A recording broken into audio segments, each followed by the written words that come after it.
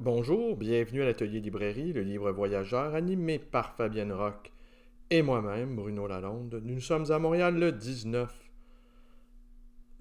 oui, novembre 2019. Ouais, 19 novembre 2019. Voilà. Et nous avons participé, Fabienne Roch et moi, à l'Exposine qui regroupait à peu près plusieurs centaines de micro-éditions. Et j'ai pu échanger très brièvement avec Benoît Chaput, le fondateur, le créateur de cette maison d'édition de poésie assez formidable, Loi Cravant. Maison de poésie dans laquelle on y retrouve Geneviève Desrosiers, Patrice Desbiens, Maxime Catelier, pour les noms qui me viennent à l'esprit. Tous de bons poètes. Et il a publié, il y a quelques mois, quelques semaines, dis-je, une anthologie d'un choix de poèmes de Michel Garneau. Et il me confiait que Michel Garneau lui avait accepté à la condition qu'il ait absolument carte blanche et qu'il puisse y adjoindre des poèmes inédits. Le tout, je vais aller vérifier ce que j'avance. Parce que cette nuit, j'ai rêvé à ça. Vous rendez compte? J'ai rêvé à des poèmes. Ouais, j'ai rêvé à ce livre-là. J'ai rêvé que le livre était coupé en deux. Le choix de poèmes et les nouveaux poèmes. Mais c'est pas le cas. Tout est fondu. Alors, évidemment, pour qui connaît le travail de Garneau, c'est... D'abord, le livre, tenez, je vous le montre. Tenez, je vous montre le livre à l'écran. Voyez? Personnellement, je lis Michel Garneau depuis... depuis près de 40 ans. Je ne dirais pas que j'ai tout lu, mais Michel Garneau occupe une place assez importante dans mon imaginaire, car c'est un poète désinvolte. C'est un poète qui fait de la poésie sans avoir l'air de faire de la poésie. C'est un poète incarné, autrement dit. Ce n'est pas une poésie savante, il y a quelque chose de ludique, de drôle, d'éminemment euh, humoristique dans sa poésie. Et aussi, il y a quelque chose, j'allais dire, de l'ordre du cosmos. On sent que le poète est traversé par le cosmos, que c'est un être de cosmos, un être de rêverie. Les rêveries à la fois horizontales et à la fois verticales. Hein. Et ouais, on pense aussi aux poésies verticales de Roberto Juarez. Mais il y a quelque chose à la fois qui relève de la métaphysique dans sa poésie et à la fois du quotidien. J'ai envie de dire une métaphysique du quotidien. Chaque jour est neuf, au fond. Chaque jour est neuf et chaque jour est à recommencer en poésie. Alors, c'est un poète, pour moi, majeur dans sa manière de ne pas l'être. Vous voyez, il y a quelque chose de familier, d'une étrange familiarité, dirais-je. Et j'en ai lu peut-être une bonne vingtaine, quelques-uns que je connaissais déjà, d'autres pas. En tout cas, je ne m'en souvenais pas. Et à la suite de cette lecture-là, j'ai moi-même écrit un poème aussi. Ça, c'est l'effet contagieux de la poésie qui nous touche. C'est qu'on a envie d'être à notre tour, être un poète. Mais je me suis aperçu, je pensais que je l'avais inséré dans le recueil de Michel Garneau, mais je me suis aperçu simplement que je l'ai jeté, que je ne l'ai pas apporté avec moi. Je l'ai jeté dans la poubelle de l'Exposine. Et donc, le dimanche matin, m'étant porté acquéreur de cet ouvrage, il n'y avait pas encore énormément d'affluence dans ce sous-sol gigantesque de l'église Saint-Arsène sur la rue Bélanger. Alors je me suis laissé emporter, j'ai dérivé avec Michel Garneau, bien, bien au chaud, collé contre le mur avec un calorifère de type soviétique, c'est mon ami amateur de Pascal. Ouais, des calorifères comme on n'en imagine plus, hein, en fonte, qui carbure à l'eau, hein, un calorifère d'eau, et puis qui surchauffait en fait. Alors j'ai retiré mon veston et je me suis collé contre le mur et je me suis laissé emporter. Et en même temps, très curieusement, j'observais les jeunes exposants, les très très jeunes exposants, petite vingtaine, mi-vingtaine tout au plus. Et je ne sais si c'est l'effet de l'âge, eh bien j'étais capable de voir la vieillesse sur leur propre visage. J'étais capable de voir le masque de la vieillesse collé dans leur visage. J'étais capable de voir quelle sorte de vieillard ils deviendraient. Oh, ils sont loin de s'imaginer que cette chose-là va survenir dans leur existence. Mais nous qui avons déjà beaucoup vécu, dont la carcasse a été exposée aux intempéries, à la chaleur, au froid, au déconvenu, au travail harassant, au travail du quotidien, eh bien, ils ne peuvent pas imaginer, comme nous ne pouvions pas imaginer que nous aurions, en nous regardant, cette gueule étonnée, ahurie. Mais moi, j'étais capable de voir quelle sorte de vieillard elle deviendrait. Il deviendrait, j'étais capable. Et c'est un spectacle assez étonnant. Alors, j'étais un peu affolé. Alors, je retournais dans ma lecture de Michel Garneau. Michel Garneau on voit ici, il est en salopette. Bon choix de photo, hein? En pleine vigueur, dans la force de l'âge. Mais je pense que lui était capable de deviner, il était capable de subodorer, il était capable de pressentir.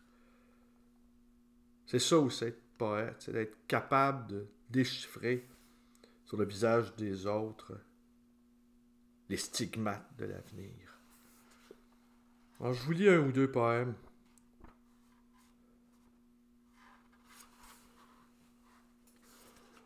Essayez de les lire correctement. C'est un art, hein, lire de la poésie à haute voix. C'est un vrai art. Éblouissement. Tout est mystère. Le soleil me fait voir vert et j'aime ce mystère. Je ne comprends rien. Comprendre, c'est trop petit. Je chute dans le soleil.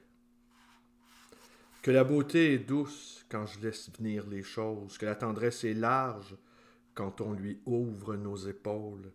Et si par malheur j'oubliais d'être en amour à tout venant, parlez-moi d'être et de temps et de la couleur de vos yeux. Et si j'oubliais ce que je cherche en moi qui vous ressemble, si j'ai l'air d'être en attente, dites-moi que vous avez le temps. Si j'oubliais d'écouter le vent du matin commençant le monde, si j'oubliais encore une fois d'être en amour à tout venant, soyez patient, attendez un peu, je me rappellerai le temps du petit matin du monde et que nous avons le temps. Que la beauté est douce quand je laisse venir les choses, que la tendresse est large quand on lui ouvre nos épaules. Le raton laveur. Le Dieu avec lequel, en mon enfance, on a violé ma conscience, ne peut en aucune façon avoir rien à faire avec le sacré et le mystère, aucune sorte de lumière, et surtout avec la beauté. Le Dieu de mon enfance était laid et sentait mauvais comme une église malpropre. Il a essayé de mettre sa main dans mes culottes en me parlant de Catherine de Sienne. Même en vieillissant, il est devenu jésuite. C'est un Dieu qui vole bas. Mais la terre, la nature, l'univers, la totalité de la réalité, dans leur immensité inconcevable, me remplissent de révérence et de terreur. En fait, je me vois souvent dans le monde comme ce raton laveur qui était monté très très haut dans un pin et qui a crié toute la journée. Il pleurait en fait et sonnait comme un gros bébé. Je suis allé au pied de l'arbre et j'ai crié avec lui. Je lui ai crié « Descends, t'as juste à descendre comme t'es monté. » Mais il pleurnichait. J'ai cru comprendre. Je peux rien faire, la tête en bas. Alors je suis retourné à la maison et j'ai mis de la musique très fort. Puis j'ai fait le silence. Quelle phrase invraisemblable. Il irait encore. Je suis allé voir mon voisin fermier. « Michel, as-tu déjà vu le squelette d'un raton laveur en haut d'un arbre? » À la brunante, il s'est tu. Je suis allé à l'arbre le lendemain. tout était bien tranquille. Et j'ai dit juste assez fort pour que le raton laveur l'entende. « Hey, chose, t'es pas tout seul. »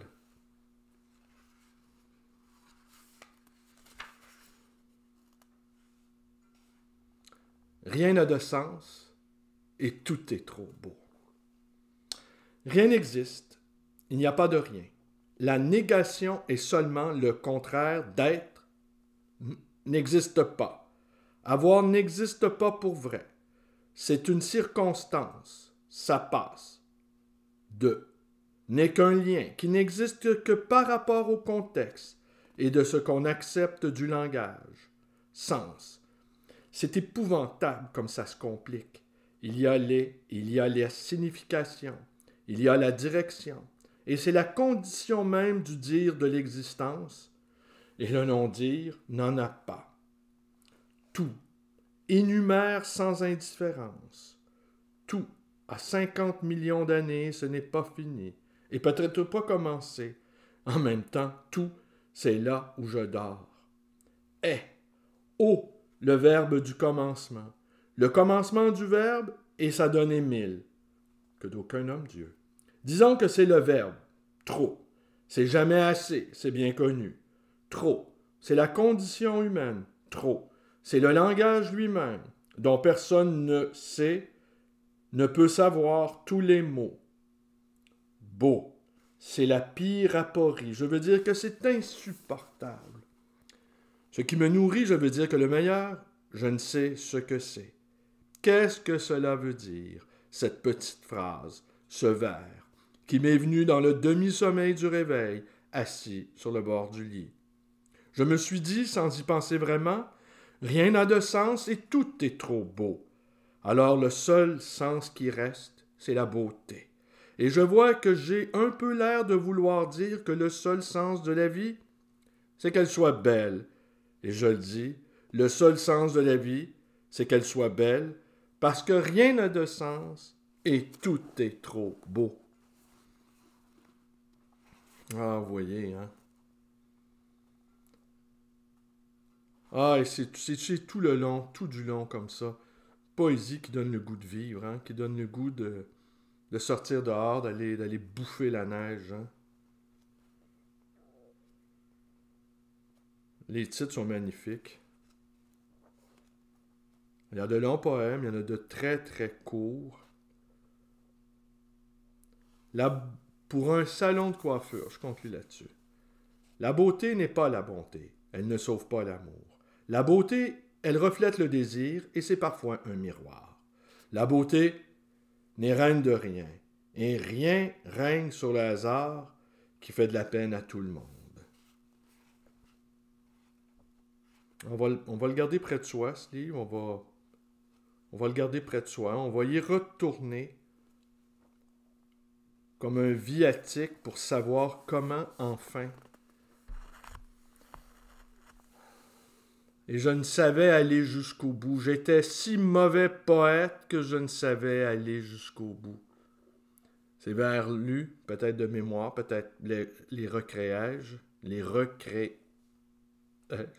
dis-je. Ces vers de Blaise Cendrars, petite vingtaine, j'écrivais des poèmes partout. J'avais absolument rien. J'étais dans le dénuement quasi total. Aujourd'hui, je suis encombré d'objets. Des milliers, des milliers, des milliers, des milliers. Des milliers de livres. Des œuvres d'art partout. Un espace de création. Mais à 20 ans, je vais dans une petite chambre. Et j'écrivais des poèmes sans arrêt, partout où j'allais. Peu importe mon état. À jeun, stone, sous. J'avais les poches remplies de poèmes que je lisais comme cela, à la cantonade, quand on me le demandait. Je vous raconte. Je vous quitte là-dessus avec un petit souvenir de la Gaspésie, de la vallée de la Matapédia. Nous faisions du pouce, celui que j'avais appelé affectueusement Salomon number 2, le Salomon premier ayant déjà existé. Je ne sais ce qu'il est devenu cet homme étonnant qui connaissait le I Ching par cœur. Mais par cœur. Et une lecture du I Ching avec lui durait des heures. Ce n'était pas un truc d'une demi-heure à la va-vite. Ça pouvait durer 3-4 heures. Il le connaissait par cœur. Les hexagrammes, les traits, les significations. Et nous squattions, lui et moi, sur la rue Théodore.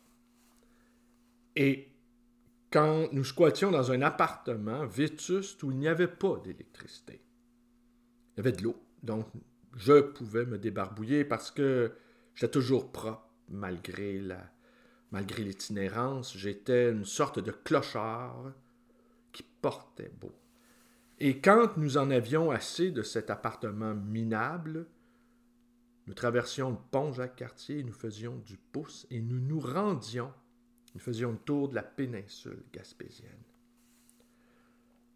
Il m'avait appris que tous les PFK, d'ailleurs on a pu le vérifier, tous les PFK, une des missions caritatives du colonel, c'était de nourrir les itinérants, les hobos, les sans feu ni lieu.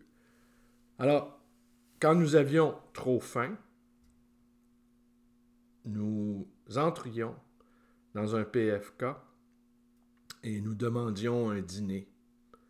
Et toujours, on nous a dit oui. C'est assez étonnant, hein? Ouais. Et toujours, jamais, on rentrait, on n'a pas d'argent, on voudrait manger.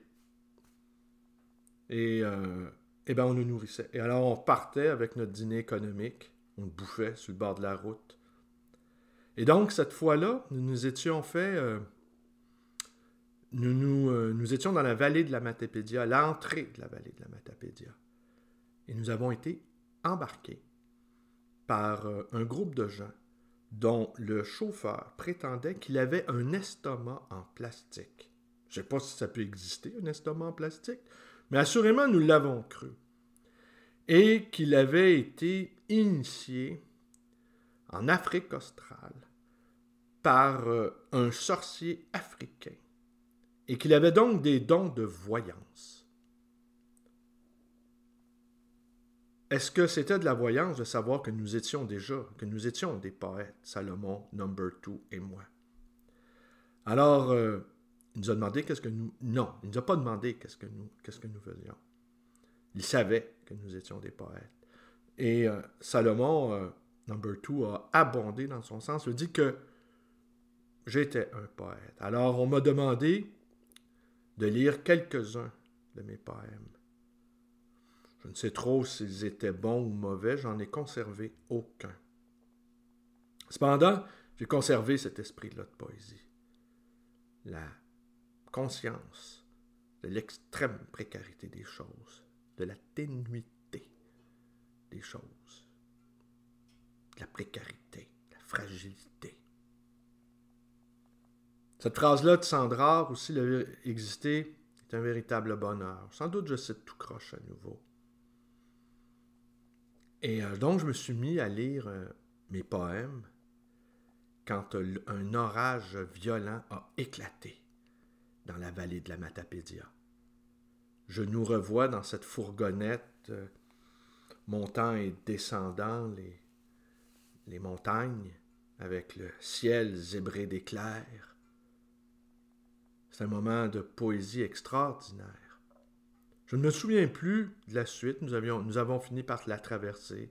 La pluie s'est arrêtée et nous nous sommes retrouvés au petit matin, peut-être en quête d'un poulet frit Kentucky.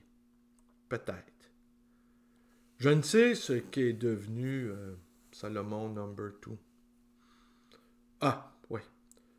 Quelques années plus tard, j'ai été admis à l'UQAM en philo, sur la base de l'expérience pertinente. Mais j'ai détesté mon expérience. Et j'allais à mes cours, je prenais des notes, mais je ne remettais pas mes travaux. Je trouvais l'exercice ennuyeux. Ce que ma femme dit, tu es un véritable... Il n'y a rien à faire avec toi. Tu es un véritable sauvage. Tu es indiscipliné. Je n'ai de discipline que dans mon désir, au fond.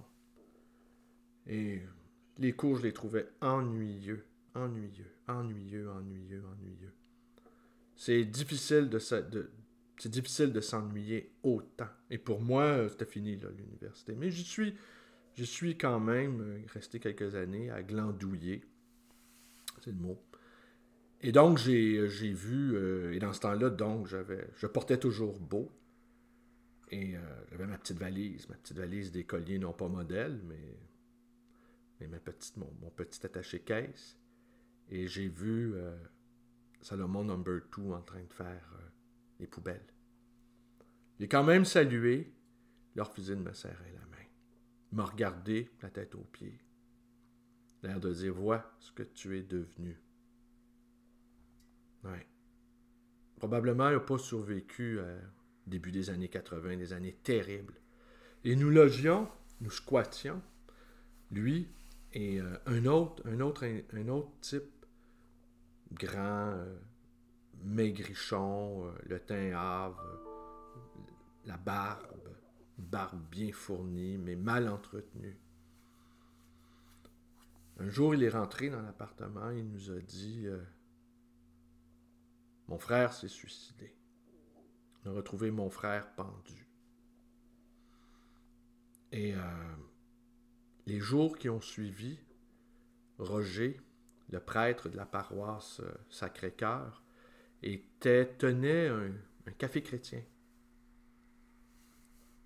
Et c'est là qu'a eu la cérémonie pour ce frère suicidé au café chrétien sur la rue Sainte-Catherine. Et simplement, le frère vivant, le frère restant, le frère survivant, nous a livré un témoignage d'une incroyable brièveté, du style s'élever. Mon frère s'est pendu. Et c'est tout, il s'est rassis. Alors, on est resté saisi quand même par un témoignage d'une... C'était violent, là. Et les mots, personne n'a trouvé les mots qu'il fallait pour expliquer ça.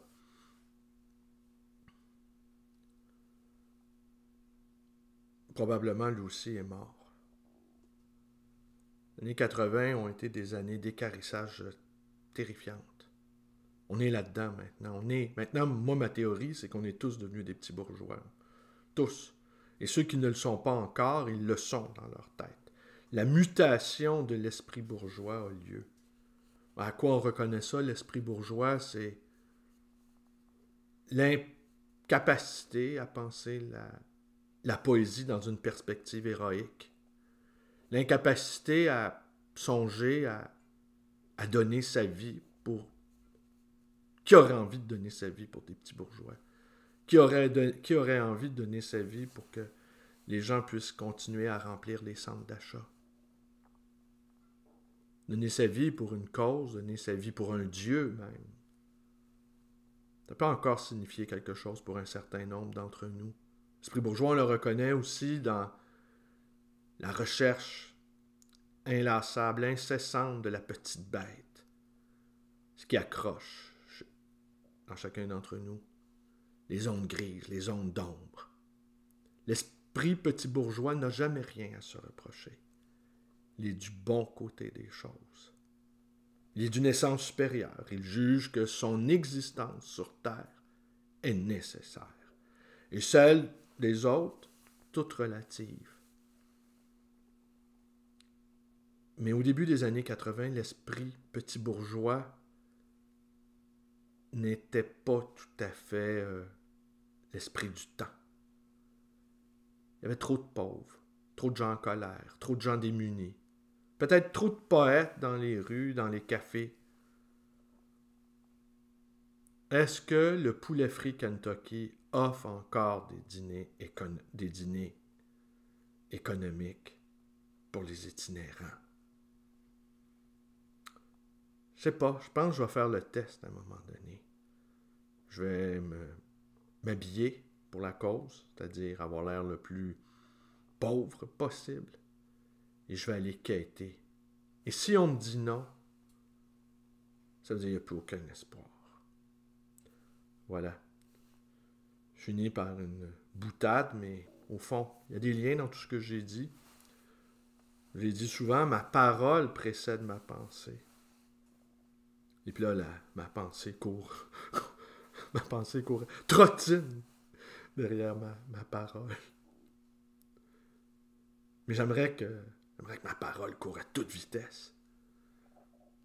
J'aimerais laisser ma pensée sur le bord de la route. Choix de poème, Michel Garneau, publié par Benoît Chaput, Loi de Cravant. Maison d'édition qui ne sait de rien. Qui ne sait de rien. Et on ne sait de rien. Voilà, c'est tout. Portez-vous bien. Quelle étrange vidéo, mais quelle vie étrange qu'est la nôtre. Merci, bonne journée à tous.